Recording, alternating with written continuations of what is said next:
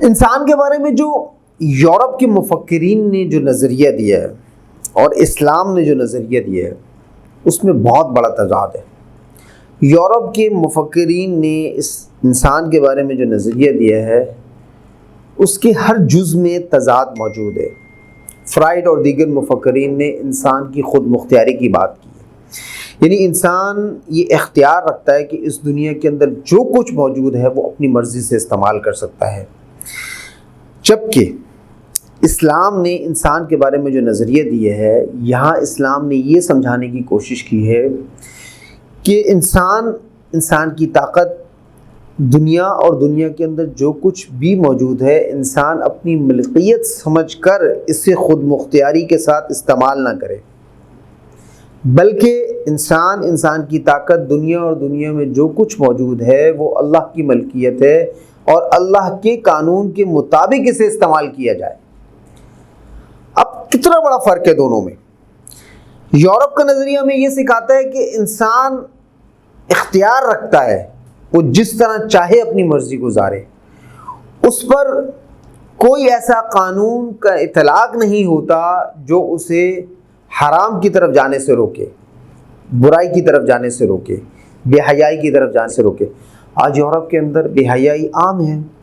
Europe کے اندر ایسے قوانین دنیا کے لیے بنائے گئے ہیں کہ دنیا کے تمام وسائل پر یورپ نے اپنا قبضہ کر رکھا ہے، جیسا کہ سود کا نظام آپ دیکھیں، سوشلزم کو آپ پڑھنے کی کوشش کریں، یہاں پر اس انسان کے اختیار کو اتنی طاقت دی گئی ہے کہ پوری دنیا کے وسائل انسان اپنے ہاتھ میں لینے کو اہمیت سمجھتا ہے۔ لیکن اسلام نے جو نظریہ انسان کے بارے میں دیا ہے وہ نظریہ یہ ہے کہ آپ کے پاس جو کچھ بھی موجود ہے وہ اللہ رب العزت کی امانت ہے، اس میں خیانت نہیں کرنی، آپ نے اس امانت کے بارے میں جواب دہ ہونا ہے۔ اب یہاں پر انسان اسلام کے نظریے کو سمجھنے کی کوشش کرے تو ہمیں یہ سمجھ آتا ہے کہ اسلام یہ بات انسان کے لیے سمجھاتا ہے کہ دیکھو، خود غرضی میں مبتلا نہیں ہونا، جو کچھ تمہارے پاس ہے وہ سب کچھ تمہارا نہیں ہے، بلکہ اس میں دوسرے لوگوں کا بھی حصہ ہے، یتیموں کا بھی حصہ ہے، مسکینوں کا بھی حصہ ہے، غریبوں کا بھی حصہ ہے، تمہارے بہن بھائیوں کا بھی حصہ ہے۔ اسی طریقے سے تم نے قوم پرستی میں مبتلا نہیں ہونا، یعنی صرف اپنے قوم کے لیے نہیں سوچنا بلکہ پوری انسانیت کے لیے سوچنا ہے۔ اسی طریقے سے تم نے نفس پرستی میں مبتلا نہیں ہونا، اسلام ہمیں یہ نظریہ دیتا ہے، یعنی تم نے اپنے نفس کی ترغیبات کی طرف نہیں جانا بلکہ اس سے بچنا ہے، جو آپ کے اندر نفس کی غلامی میں اپنی زندگی کو نہیں گزارنا بلکہ نفس کی غلامی سے اپنے آپ کو آزاد کرنا ہے۔ انسان کے لیے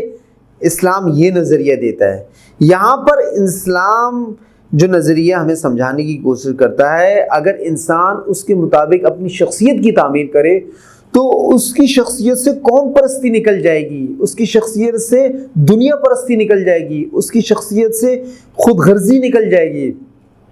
انسان فراخ دلی کے ساتھ سامنے آتا ہے، انسان امانت داری کے ساتھ سامنے آتا ہے، انسان اپنے اندر ایسی اقدار کو پیدا کرتا ہے جو اقدار اللہ رب العزت کو بہت پسند ہے۔ تو انسان کے لیے جو سب سے بہترین نظریہ ہے وہ اسلام کا نظریہ ہے۔